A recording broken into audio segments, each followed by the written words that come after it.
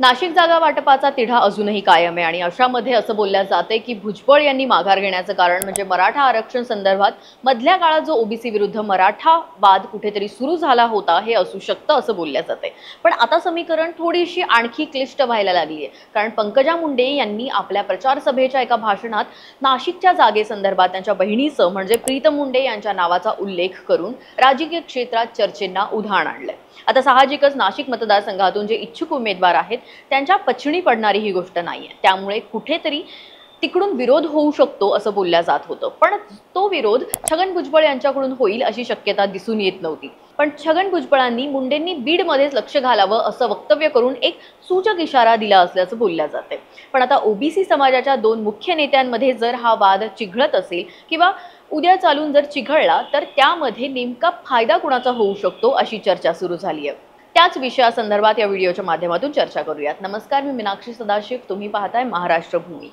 खरं म्हणजे विषय सुरू होतो पंकजा मुंडे यांच्या वक्तव्यावरून। मुळात त्यांनी असं वक्तव्य का केलं हेही पाहणं गरजेचं वाटतं। त्याच्या पाठीमागे दोन भूमिका आपल्याला दिसू शकतात। एक म्हणजे त्यांनी अगोदर एक स्टेटमेंट दिलं होतं की प्रीतम ताईच्या जागी मी निवडणूक लढवणार नाही, पण जेव्हा स्वतःच्या उमेदवारी देण्यात आली तेव्हा त्यांनी ती स्वीकारली।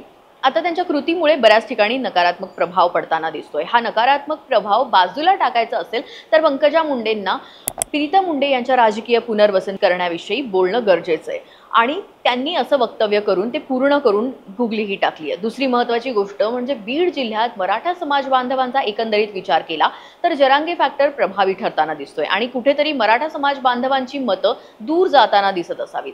आता त्यांना जर जवळ आणायचं असेल तर अर्थात त्यांच्या विरोधातल्या टार्गेटवर नेम धरणं गरजेचं होतं आणि त्याच्या विरोधातला टार्गेट म्हणजे साहजिक भुजबळ, कारण भुजबळ असे एकमेव नेते होते त्यांनी सरळ सरळ मराठा आरक्षण ओबीसीतून देण्याच्या विरोधात भूमिका घेतली होती। तसंच भुजबळ हे नाशिक मतदारसंघातून इच्छुक आहेत, म्हणजे त्या जागेवर जर आपला हक्क सांगितला किंवा एक डाव खेळून पाहिला तर निश्चितच मराठा समाजाची काही मतं तरी आपण आकर्षित करू शकतो अशी खेळी त्यांनी खेळली असू शकते अशी चर्चा आहे।